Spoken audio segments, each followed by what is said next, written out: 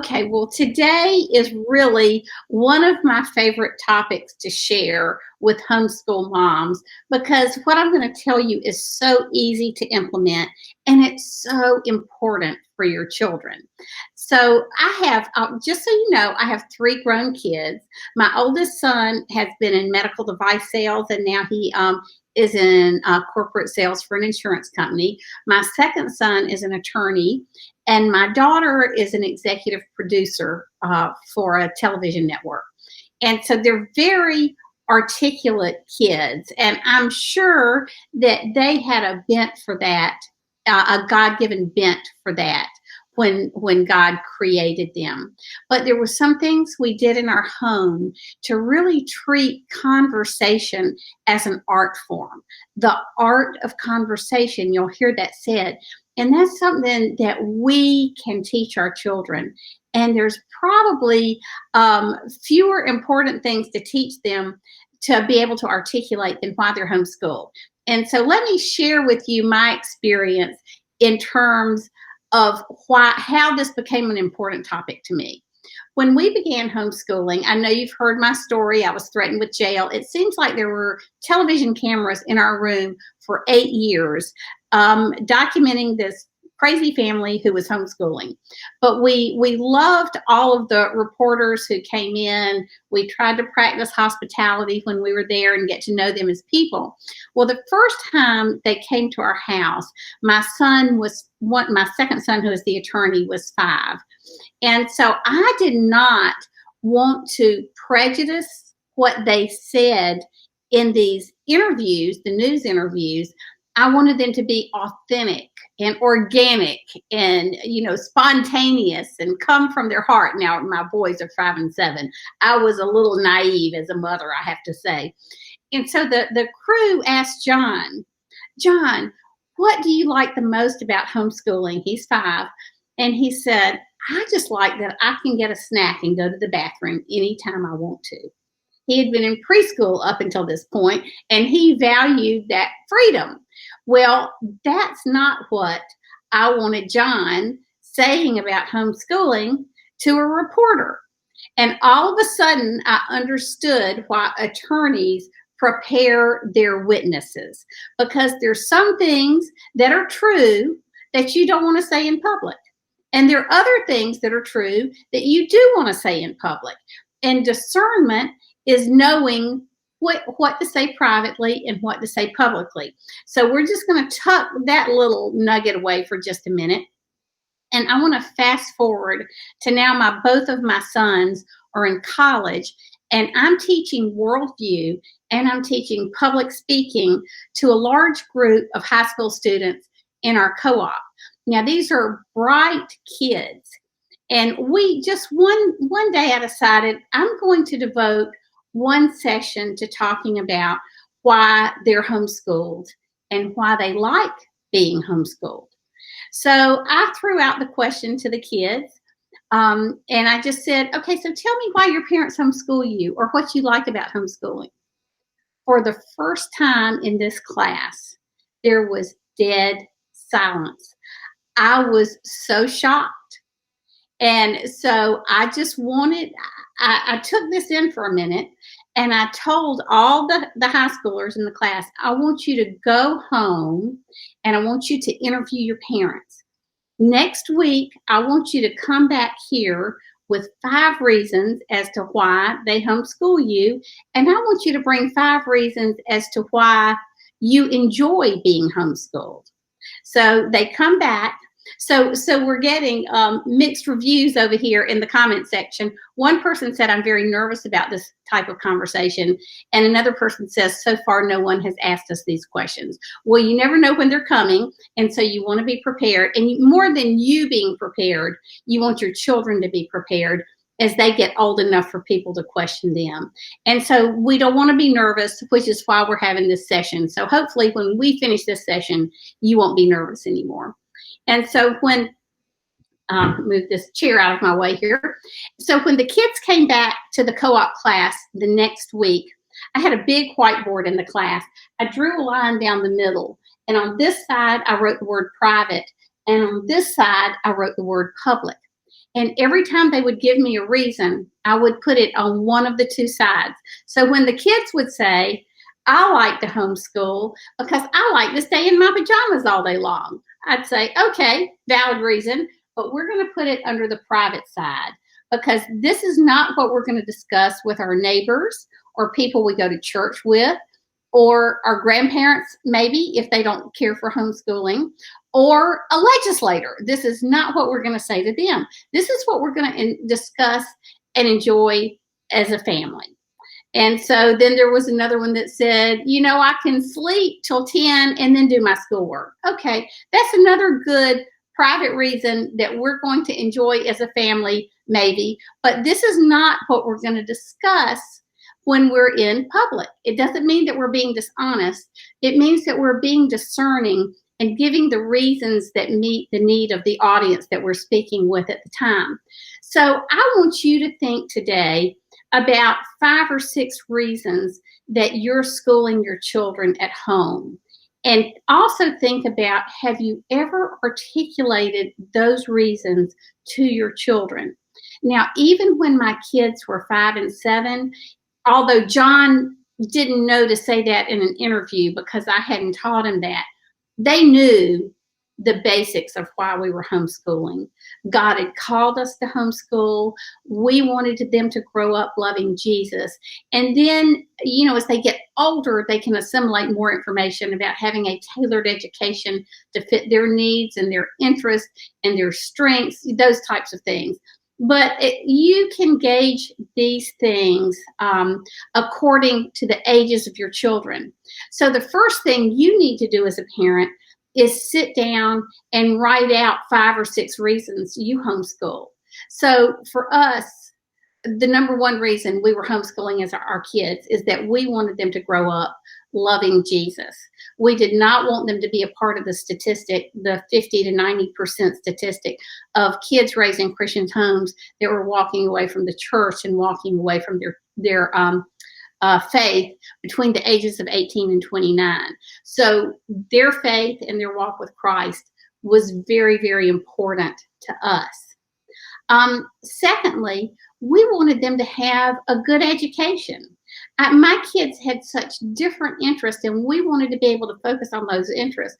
For the boys, it was sports and politics, and there were just several other interests. Leadership, those were several of their interests that took them to places far and wide. The Senate Page program at the U.S. Senate in Washington, being very involved with candidates running for office in South Carolina, working in the state Senate.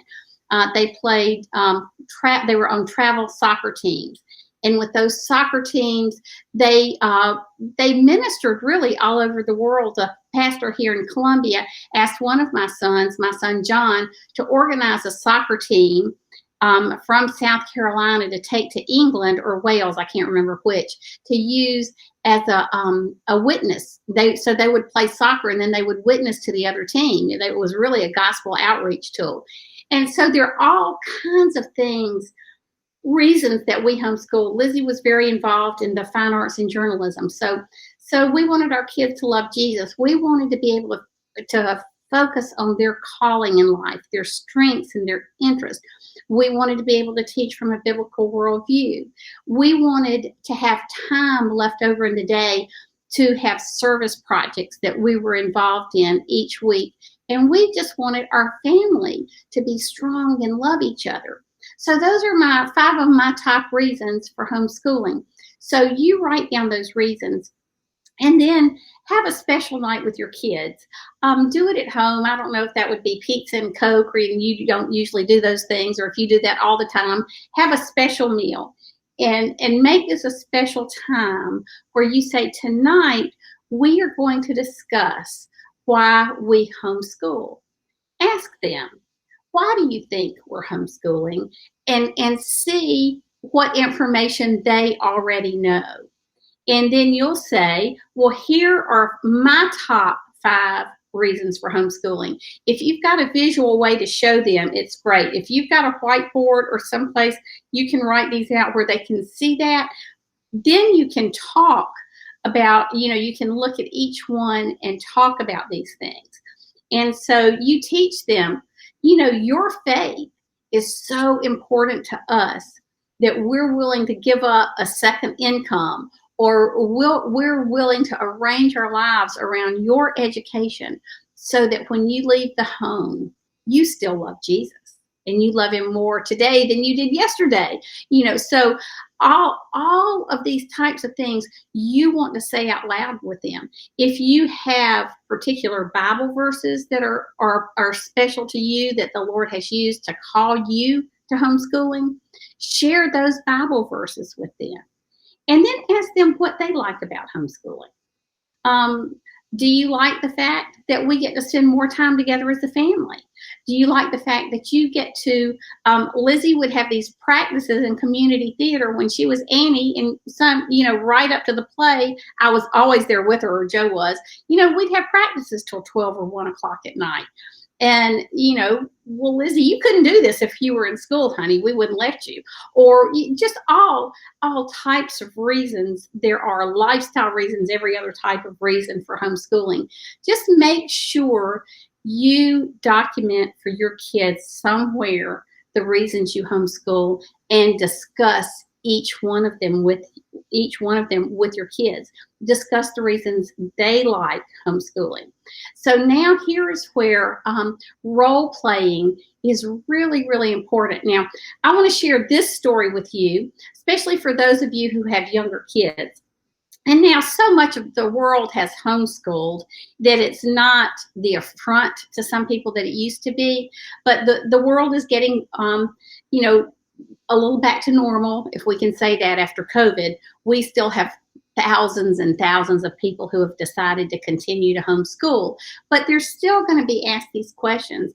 And if nobody ever asks them these questions, they need to know why you homeschool them. And so now we're going to role play. And I'm going to say, okay, Ty, I'm the pastor at church. And I'm going to ask you, when your mother's not around, hey, Ty, what do you really like about homeschooling? Do you miss being in real school? Do you have any friends? And you are going to role play these questions with your kids so you can help them polish their answers. Part of teaching them how to answer questions like this is their posture. They need to know how to talk to another adult. I'm going to interrupt my story here to tell you this. When my boys came home from college, they were both at Covenant College. Their freshman and junior year in college, they were there together. And somehow we got on this topic, and they said, oh, Mom, I mean, hundreds of people couldn't wait for you not to be with us to ask us if we really liked homeschooling. They wanted the dirt, Mom. And were we really learning anything? And these were my friends and people I went to church with. Now, it doesn't surprise me that legislators did that, or, attorneys for the opposing side, things that your kids may not come intact with, but they need to know their legislator if they don't. That's just a free little tidbit from this section. But you need to teach them how to talk to an adult. When an adult asks you a question, you look them in the eye and you give your answer, and you give it politely. You teach them how to answer a specific question, and do you have any more questions? Really, all of life in some ways is an interview. And so preparing your kid to answer these kinds of questions prepares them in a lot of other areas, just this whole art of meeting the public and answering questions. And so, or if I'm somewhere and I was introducing my kids to somebody, I'd say, John, this is Mr. Smith. And he knew he was supposed to extend his hand and give him a firm handshake, and look him in the eye and say, it's nice to meet you. And there's an art of conversation when you're a child or a teenager and you're talking to adults. And we need to teach our children how to meet people and how to speak with people. So we've talked about your reasons for homeschooling. Role play, let your child be the adult and you be the child, so you can teach them how to answer these questions. And then, all right, so then here are the other sets of questions your kids are going to get. What are you learning this year? We were laughing about it earlier. So this is something I worked with my kids on early on, but probably not enough as I've thought back in retrospect. I've laughed and said we could make a model of every monument in Washington, D.C. and memorize the Declaration, because we did part of that on a trip to D.C., preparing for a trip to D.C. one time when they were little. And somebody could say, "What are you doing in school?" And they'd say, not much. And they weren't being rude. They were just in their own worlds. So I think one of the questions we need to teach our children how to answer and help them answer is the question, what are you doing in school right now?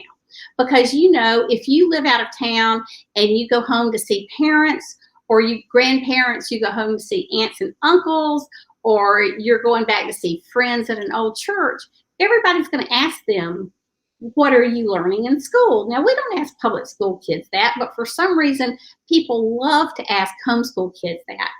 You will be doing your kids a great service if you'll take 5 or 10 minutes or 15 minutes in the car on the way to these places, or at the end of every week, and say, okay, let's recap some of the things we've studied this week. What are we learning in English? What stories or books have you read? What are we studying in history? Is it the Revolutionary War? Have you written a paper lately? Remember the name of the paper and write it down. Did we take any field trips this week? Oh, we had this great field trip to the artisan fair, and I talked to 5 artists about what they're doing and why. And did you learn anything in church this week? So that way, when somebody says, well, what have you been doing in school?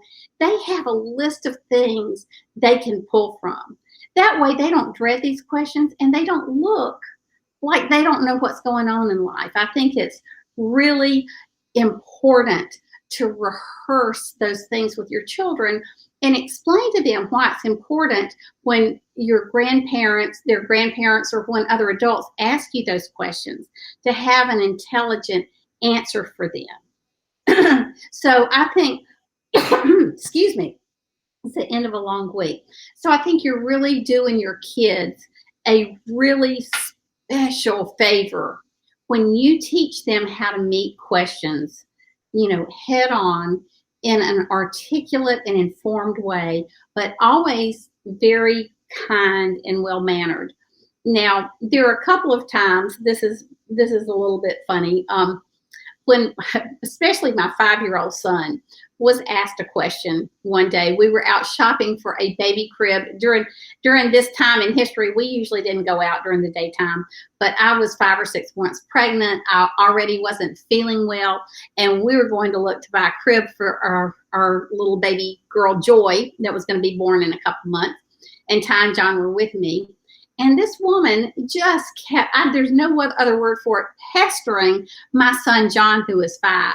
And finally, she looked at him and she said, well, I just want to know if you have any friends. Now, what kind of question is that for an adult to ask a sweet little boy? And he just looked up at her and said, I probably have more friends than you do if this is the way you treat your friends. And, if my kids are rude, I'm the first person to be all over them about that. But I thought this was an honest answer to a very rude question asked by an adult. So you have to gauge, if your children are rude and they need to apologize right there in the moment. Those are great lessons too. I can remember one time we were asked to be part of an interview in Greenville, which is 100 miles from our house. NBC Nightly News was doing a story on homeschooling. We weren't part of the interview, but for some reason they asked our family to be there. My daughter Lizzie was 6, which meant the boys would have been 13 and 15, and they were already about 6 feet tall. And the news anchor comes up to our family, introduces himself. The boys introduce themselves to him. And I think, okay, he's going to ask the boys what they like about homeschooling. Instead, he looks at my sweet little 6-year-old girl and says, now, Lizzie, tell me what you've missed by not being in public school. At that moment, I looked at the boys. I thought they were going to deck him. they were bigger than him, for being so rude to their little sister. But I kind of gave them some type of eye signal, like, let's see what she's going to say. And Lizzie put her hands on her little hips and she said, "What have I missed? Drugs and violence, and lots of it." So we have always laughed about that because Ty and John, all the way home, they kept saying, "Well, how does she even know there were these words?" We didn't even have a television in our house at the time, except for they got ETV, and so so that's one of our family jokes. So it's no surprise to us that Lizzie is in the news because she could handle that question. But really, I really want to encourage you to talk with your children. This is just another way, as part of your homeschool, that you get to know your kids better and you sit down with them and you discuss the important questions of life with them. And if one of your kids says, "Mom, right now I'm not liking homeschooling very much," I will tell you, as a homeschooling mom, it's really hard not to be defensive with statements like that. But in retrospect, the best way to handle those questions is to say, "What is it that you're unhappy with right now? Is there something we can do to make that better?" And so, there's all kinds of good things that comes out of this exercise of preparing your kids to answer these questions, especially from adults.